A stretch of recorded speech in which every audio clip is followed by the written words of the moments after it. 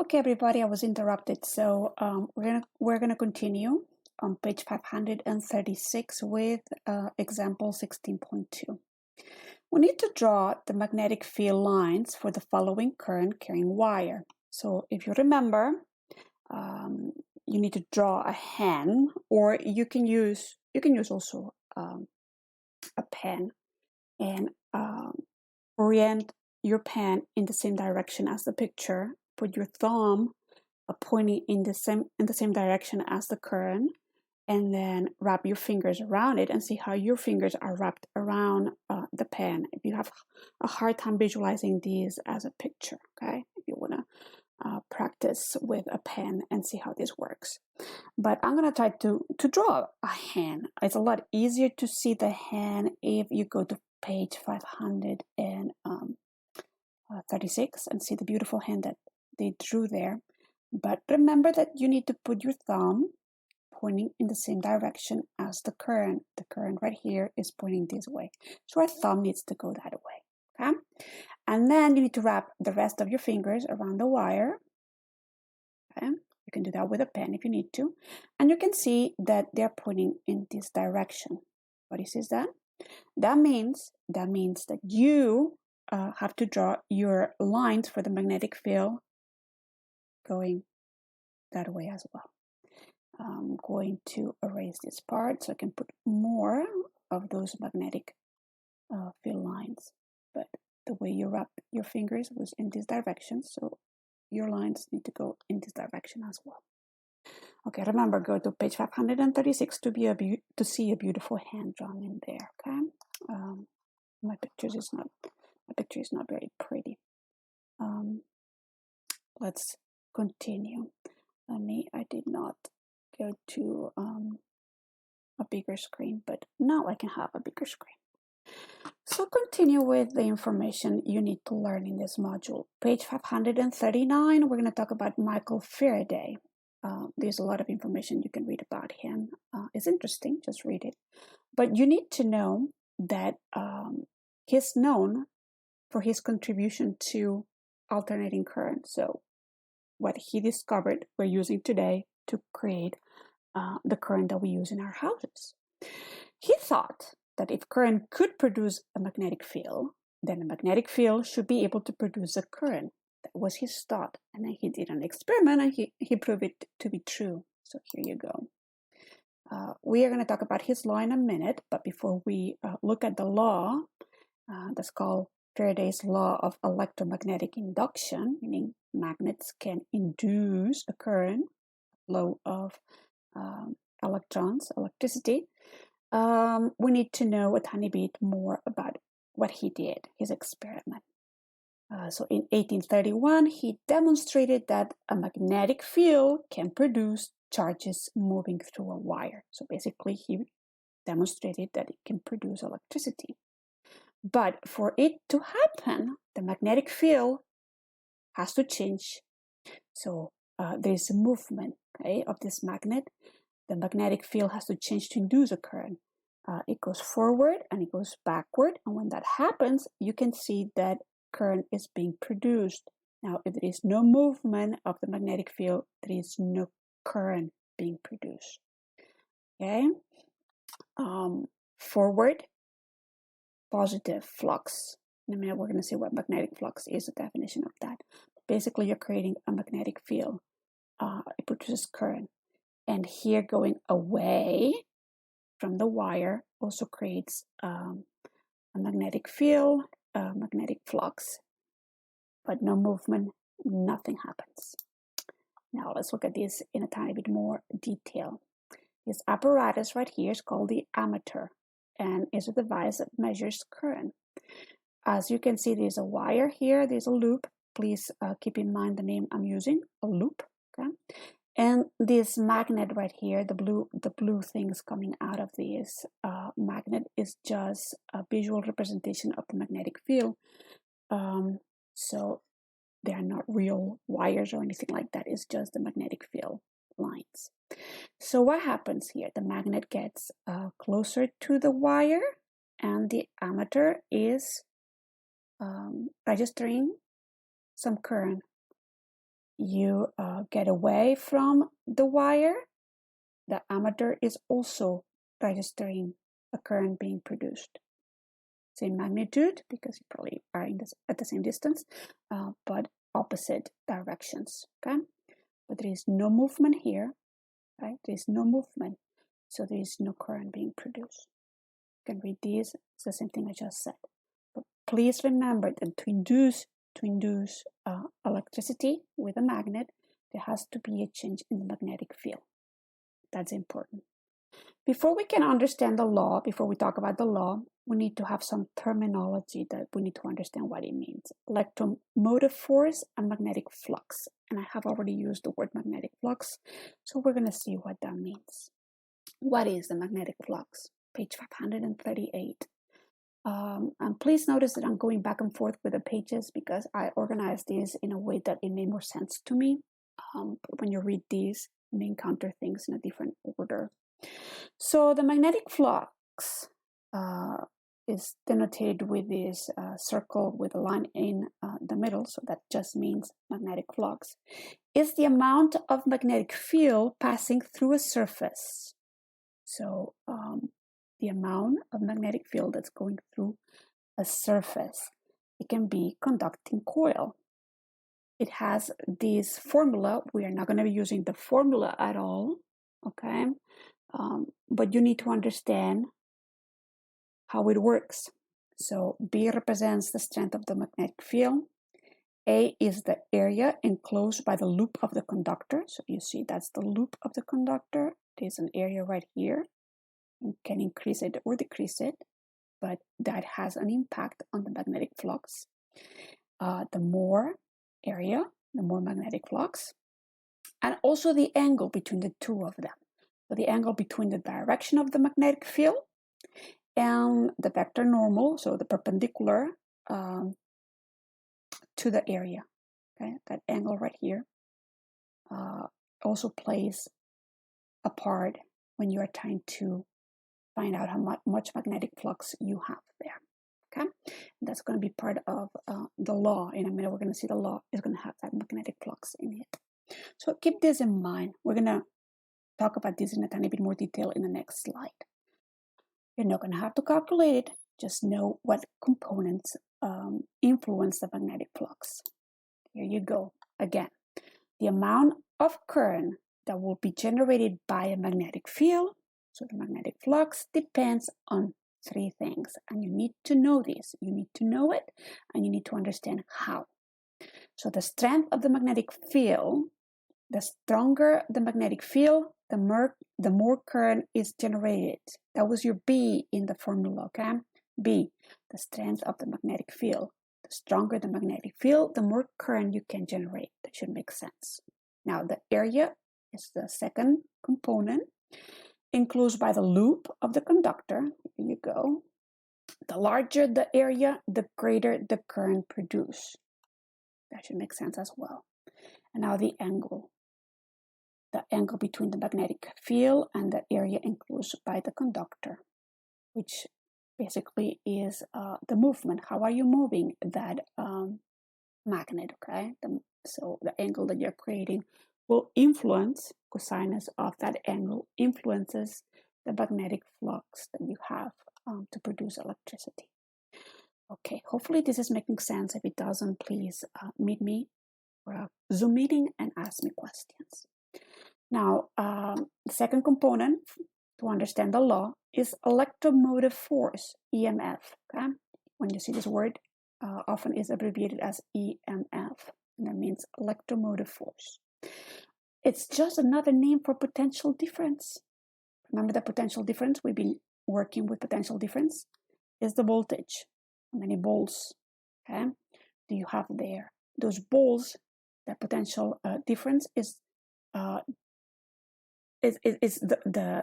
power behind the moving of the electrons. Remember that? So here you go. For electricity to flow, for it to move, there has to be something to push the electrons along. What does that? Well, the EMF, which is just the potential difference. Potential difference gives you potential energy, that gives you, well, can be converted into kinetic energy to move those electrons. Okay. You can produce an EMF, the electromotive force, the potential difference, by changing the magnetic flux. So if you can change the magnetic flux, you do that by the movement of the magnet, or by increasing or decreasing the area of that coil, or by changing the angle in which the two meet. All of that can change the magnetic flux. That influences how much force you have to push those electrons. So basically, magnetism now can cause the current to flow. There you go, all of it together. Okay, there you go. Let's look at Faraday's law of electromagnetic induction. That's going to be on page 538. And once again, you have a mathematical equation that puts it all together, but you don't need to memorize it. You're not going to use it. Just need to understand how it works all together. The electromotive force, that, remember, potential difference, in a loop of wire is proportional to the rate of change of magnetic flux through the loop. That's what the law says. There you go. The flux, how it changes over time, is connected to that electromotive force. You need that force to push the electrons through the wire to create electricity for you. Thus, in order to create a potential difference from one end of the loop of wire to another, you must change the magnetic flux through the loop of wire. All of this is saying the same thing in different ways. Okay? Please make sure that you understand how this is all connected. The faster the magnetic flux changes, because it has to change to produce electricity, to induce electricity, the flux has to change, the greater the potential difference. And as a result, the greater the flow of current. This is what this law is telling us. Okay?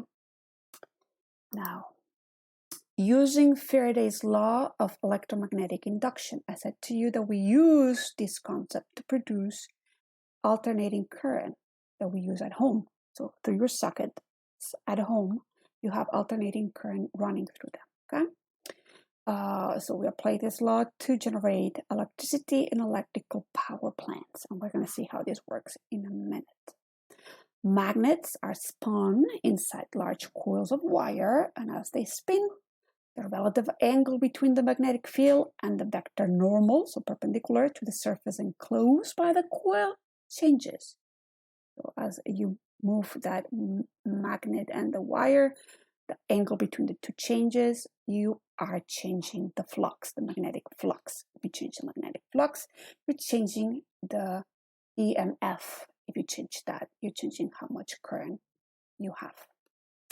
Okay, because the angle changes, the magnetic flux changes, and that produces EMF, that electromagnetic force, the potential difference that you need for those electrons to move. Okay? So all is interconnected. Now remember that we had positive flux, magnet towards the loop.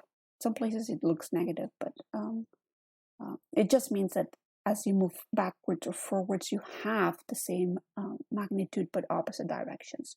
So that creates two EMFs, okay? The EMFs, which is the potential difference, with opposite signs as well. As a result, the direction of the current flow is opposite as well. So you have current that goes one way and then another, alternating. That's why it's called alternating current. It goes one direction one moment, goes another direction another moment, because of everything else also going one direction one moment and going the other direction the other moment. Remember that? The flux changes direction, the EMF changes direction, the current changes direction. Okay, and we'll see that that happens 60 times per second in the United States in a minute. Okay, the power plants, you need to know how they work. Page 540, when you read that page, you do need to know how they work. Power plants differ in how the magnets are made to spin in the coil of wire. So here you go, how this spins. You have those copper wires, those are magnets. And as this spinning, remember, you create electricity, alternating electricity. So how we make this spin is what makes the different power plants different. We use different kinds of fuels in the United States. This is from 2017. I couldn't find a newer one. We use a lot of fuel fossils. So we use gas, natural gas and coal. There you go. Nuclear is used a lot in the United States too. And then these others like hydroelectric. We're going to see how this works in a minute. Some solar. You don't need to know the numbers, but just know how it works for the different kinds, how they make this turbine, this turn. Okay, so let's look at the hydroelectric power plants. There you go. Water makes the turbine here turn around, and the generator, so the coils around the magnets now are going to be turning, and you're going to have your alternating current. Okay, but let's look at these. You need to know it from how the kinetic energy of things work. We have kinetic energy in the water. Hope everybody knows if it's moving, you have kinetic energy. As it flows down the river or waterfall, here we're just letting the reservoir of water go down here. It's moving towards the turbines. Is used to turn a water wheel. Here you go, that water wheel, the turbine. The kinetic energy of the water wheel is then converted into the kinetic energy of the turning magnets, okay, or the coils. Whatever's turning is what is going to be used to create the movement, okay, kinetic energy. The turning magnets is then converted into kinetic energy of the electrons in the coil of wires, making electrical current, okay? So it's all about kinetic energy being transferred from one thing to another. Know that. Kinetic energy in the water wheel or turbine here, making whatever's connected. In the example I gave you, it was the coil copper wires. Sometimes it's the magnets that are moving. So it depends on different power plants, different things are moving. But it's the movement, the fact that you are changing the angle between the two. Changing the angle between the two creates that alternating current. Hopefully that makes sense. Now, when you don't have water, when you're burning something, you can be burning coal, oil, or gas, it works a tiny bit different because fuel has potential energy in the chemical bonds. Everybody knows that. Then you burn it. So you're releasing heat. Heat energy is kinetic energy. That is translated into the kinetic energy in the water steam. Because what you're doing is boiling water. The heat from burning the fuel makes water molecules turn into steam. The water steam is what is going to make the turbine turn. And we're back to being able to turn something, creating an angle difference between the magnet and the coil. And as you change the angle between the two, you're changing the magnetic flux. Magnetic flux changes the EMF, the power difference, and that creates alternating current power. There you go, all related, okay? So know how this works. Know it. Now, you need to also know the definition for alternating current. You're going to have that on page 541. AC, when you see that, that just means alternating current. It's the electric current that changes direction back and forth in a circuit. It's really cheap to make, and we use it in our houses, so our appliances are plugged into sockets that are providing alternating current. In the US, the current from power plants changes direction 60 times each second, and that's different from Europe. In Europe, it changes 50 times per second. Okay, so we saw how power plants created the alternating current, and then you don't need to know how it arrives to us, but just know that this is alternating current coming to us at high voltage, and then it comes down, slows down before it comes into our houses. Okay. A tiny bit more detail for alternating currents. There you go. The angles right here are changing. you don't really need to memorize this. It's just if you want to know a tiny bit more about it, remember that it has to do with the angle between the magnet and the coil is changing. As you change the angle, you're changing part of the equation that allows us to calculate the magnetic flux. And the magnetic flux influences the amount of potential difference, which is called EMF here when we're talking about electricity, and that influences the flux of current, how much flux, how much current you can produce. So it has to do with the change in the angles. And you can read a tiny bit more if you want to, but you don't need to memorize it. Now, you do need to know the difference between alternating current and direct current. DC for direct current. Batteries provide direct current, meaning it's not changing back and forth. The flux is not changing. This is a current that always flows in the same direction around the circuit. Okay, so there you go. You already know that it's the negative that provides those electrons to move, but because we're doing conventional current, we draw it from the positive to the negative. You already know that. Okay, there you go. In your house, page 542 tells you what's going on in your house. Alternating currents in your sockets provide a power source for an electric circuit.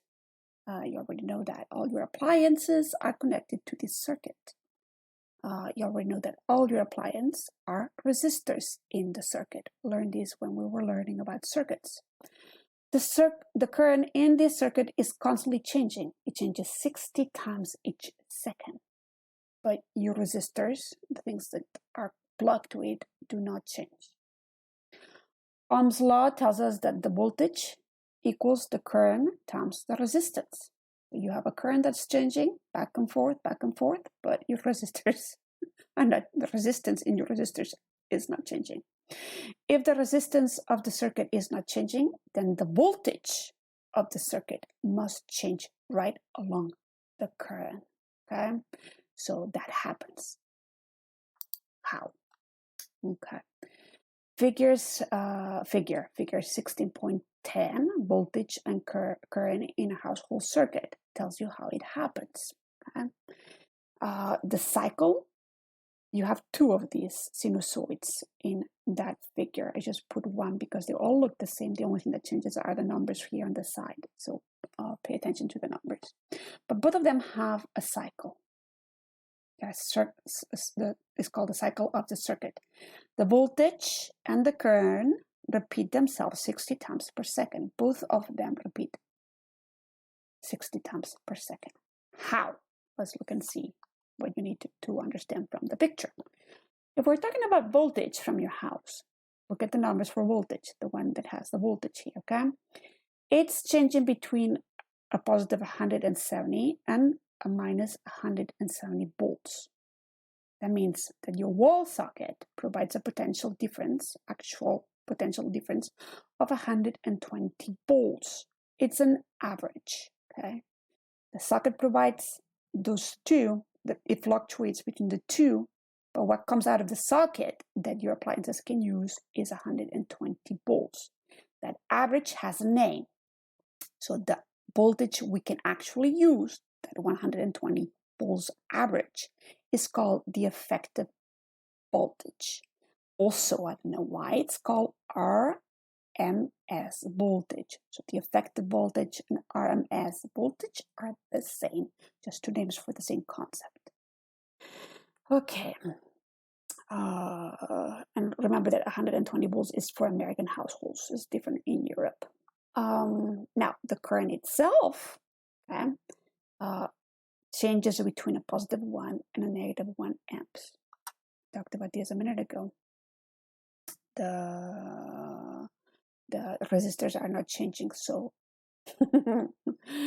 this law is telling us that the other two have to change. There you go. Page 542. You don't have to memorize this. It's just for you to understand it a tiny bit better. Then we just finished chapter 16. You finished the last chapter of your physics course. Pat yourself in the back.